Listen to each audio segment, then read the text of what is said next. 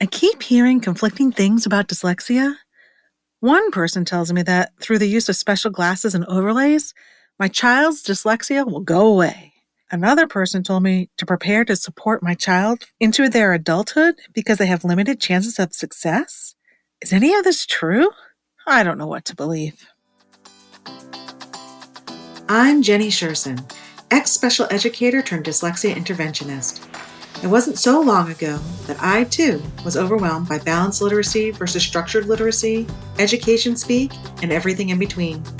Fast forward after many, many hours of self-driven education, and you'll see I've built a thriving dyslexia practice helping students from age 6 to 18. My specialties?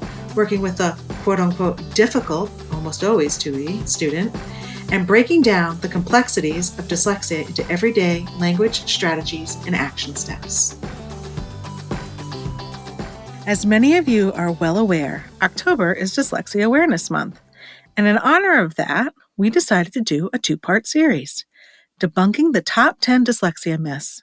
We're going from the bottom up, so in today's episode, we're covering 10 through 6. Let's get started. 10. Dyslexia is a barrier to success. This one hits home on many levels. I've had people flat out tell me that a child won't be able to pursue a dream, like becoming a vet, purely because of their dyslexia. I've had parents share their fears that their child will never be able to go to college and that their child's life will be limited because of their dyslexia. This is far from true. My own father is a personal example of this. He struggled all throughout school, worked hard to get his BA, and eventually became a successful businessman. He's not the only one. Agatha Christie, John F. Kennedy, and Sir Richard Branson, all dyslexics, all found success in their fields. Most dyslexics, when asked, will tell you they did not follow the, quote, normal path, and it took a lot of work, but the combination of that different path and work is what made them so successful. 9. All dyslexics have the same symptoms. We've talked about this before.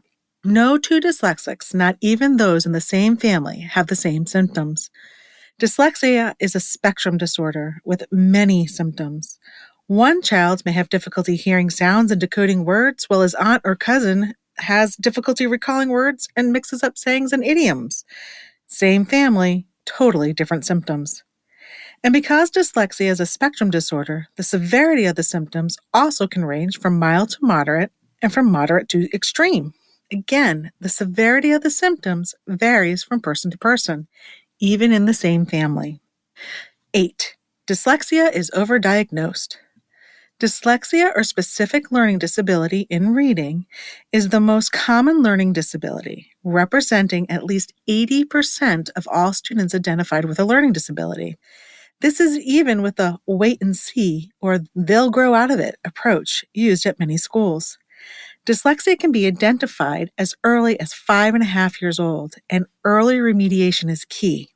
If a student's dyslexia is caught early enough and the proper remediation is provided, they can, and we want them to have this, graduate out of special ed.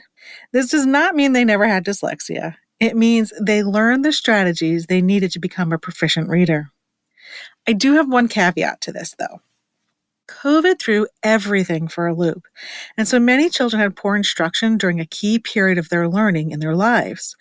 When a student is identified with dyslexia, one of the factors taken into account is that their reading difficulties are not due to poor instruction.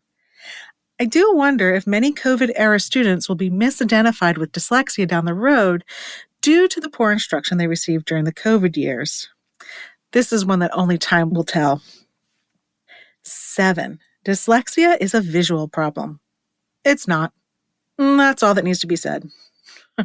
No, but really, dyslexia is a language-based disability. The processing of language, sounds, symbols, reading, writing, it is not a visual or visual processing issue.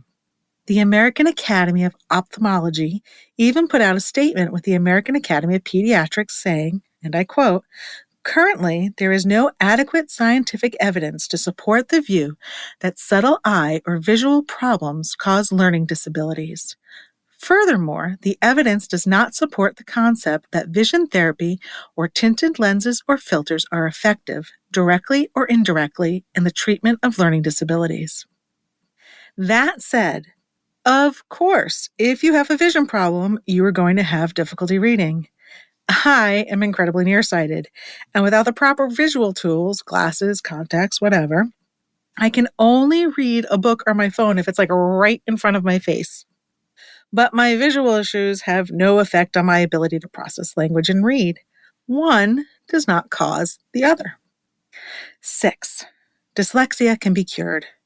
Again, was a big ol' nope. Dyslexia is neurobiological. A dyslexic's brain just works differently. The way their brain processes language is different than the way a proficient reader does. Because it's biological, it's ingrained. It's not like a broken arm that can have a cast thrown on it and be healed. What can be done is intervention and remediation. Successful intervention and remediation provides the dyslexic with strategies and skills they can use when dealing with language, whether they're reading, spelling, or writing. The dyslexia is still there. They still have language processing issues.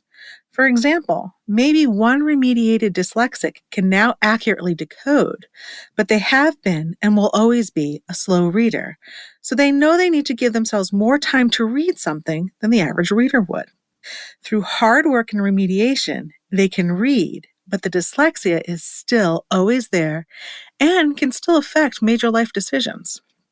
And that wraps up part 1. If you have any further questions about dyslexia, please feel free to sneak into my inbox. We'd also love your input. What would you like to hear from us in the future? Is there a topic we haven't covered yet you really want to learn more about? Or do you have a pressing need and you're not really sure how to handle it or move forward? Send us a DM on Instagram or drop us an email at jenny@literacyuntangled.com. That's JENNIE @literacyuntangled.com. We can't wait to hear from you. Until next time, bye-bye. I hope you enjoyed this episode of Literacy Untangled. If you loved this episode as much as I did, head on over and rate and subscribe so you never miss an episode. If you want to continue the conversation or share your takeaways, head on over to our Instagram @LiteracyUntangled and comment on your favorite part. I can't wait to hang out with you again soon. Bye!